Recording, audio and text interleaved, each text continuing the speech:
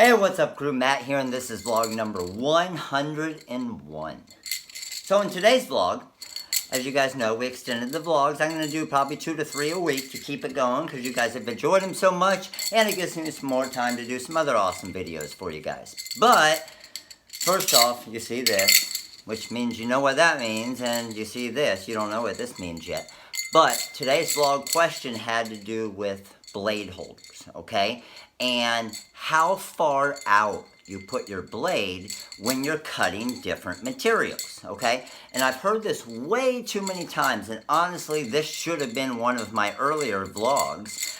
And the question just recently came, and I was like, man, that's a great question for a great vlog. So here's what most people think, okay?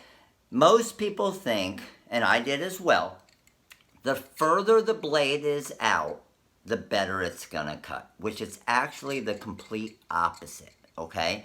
And I've heard and I've seen a lot of people that take out their blade and change their blade depth every single time they're cutting something. Now, Silhouette Cameo users, I know you do adjust your blade some, but this is a little bit more towards the Graphtecs and the Rolands and the GCCs and the different cutters like that, okay? So just to let you know, when it comes to a blade, there's only one material that I ever take my blade out of and extend it out a little bit further. And that one material is one of my favorite, the Caesar Brick heat transfer vinyl, because it is so thick, and that was the 1000 micron brick. With the 600 micron brick, the newer brick, I actually don't even take it out for that. And just to let you know, if you cut that brick material right, it weeds so freaking easy, okay? So, as far as the blade being out,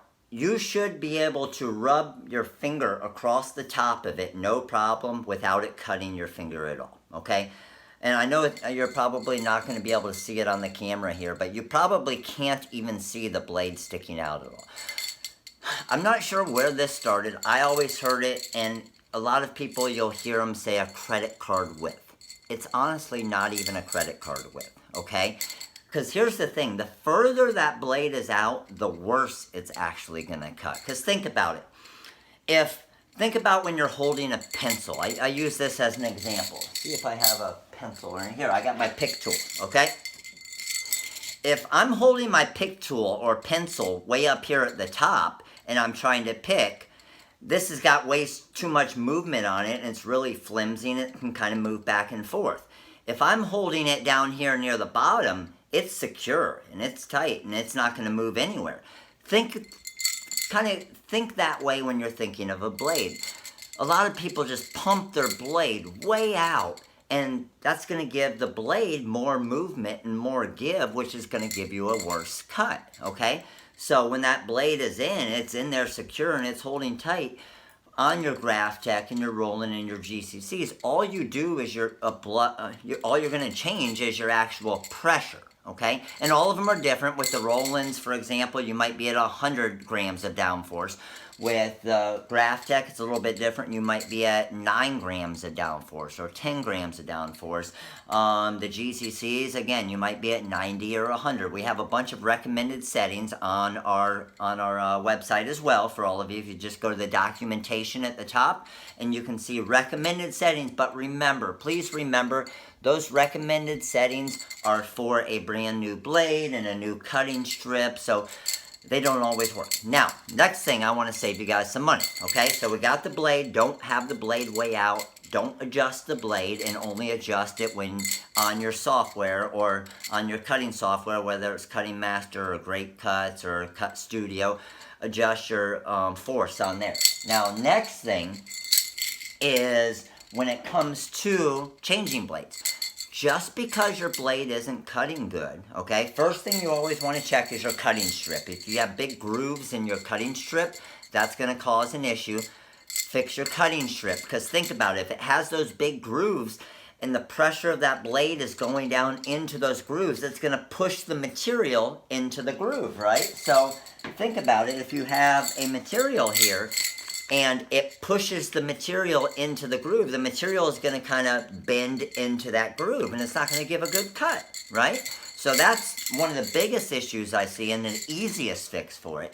Next thing is, and this is what I always did, okay? If you want your blade to last a really, really long time, first off, don't miscut. Miscut meaning your material falls out and your cutter's still cutting and cutting right onto the cutting strip. It's going to ruin your cutting strip and it's going to dull your blade a lot quicker, okay? But all I did is when I noticed my blade isn't cutting quite as good, maybe, let's say I'm using a Roland and I'm at 90 grams of downforce. Okay, well, I'll always had a piece of vinyl on the top here and I would always write on it. I would put the date, and anytime I changed it, let's say it's not cutting as good, I went to 100 grams of downforce for easy wheat. I would put whatever the date is, 100 grams, okay?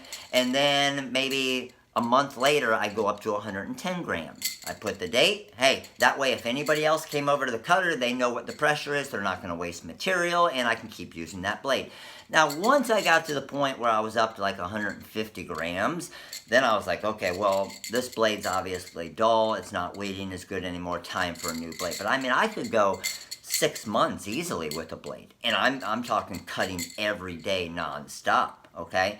So your blades will last a long time if you take care of them and just make those little changes, all right? So again, trying to save you guys some money on your blades.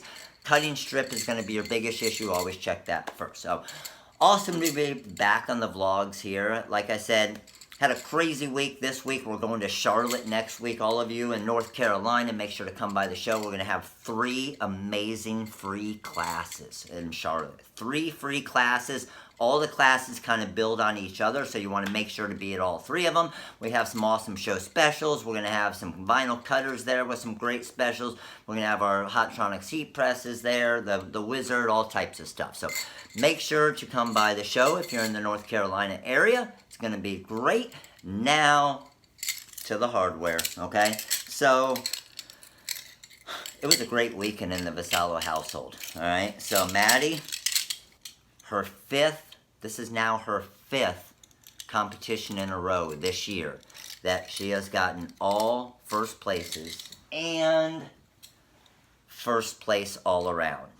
5 in a row. It's freaking insane. She's on fire right now, okay? 5 in a row. And Jackson's team played in the highest division this week again for 10 and under for their baseball tournament, and check out what he won. Look at that bad boy.